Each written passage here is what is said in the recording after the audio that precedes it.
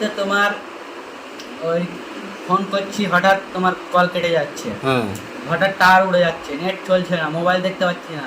আচ্ছা, তাহলে এই জিও সমস্যা। সিমের কি করতে চাও এখন? ওকে মার চুদ দিয়ে যাবে।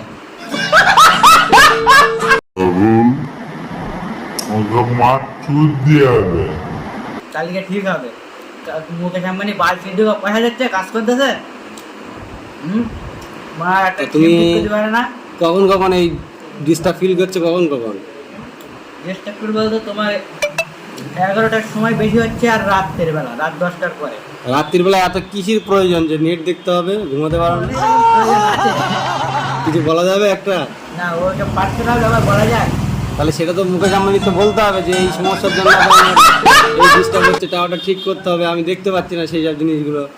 আরে ওদের কাছে ফোন করছি, ওরা শুধু বলছে প্রফেশনাল ঠিক করে কথা বলো। আমরা ঠিক যাতে করে ঠিকভাবে কথা বলি, তাও ওরা ঠিক করে কথা বলো। মানে ধৈর্য রাখতে বলছে। হ্যাঁ, ওরা আর কি ঠিক করছেই না সেই।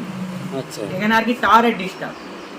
আচ্ছা, তা ওইসব ভূতের বেটাকা ওরা ধরে ধরে এক একটা ধরে ধরে শুধু পোয়া মারতে হবে, হ্যাঁ, তাছাড়া কোনো উপায় নেই, লাইন নেই। তাছাড়া কোনো উপায় নেই। না, বুঝলে?哎呀妈逼的，细的啊！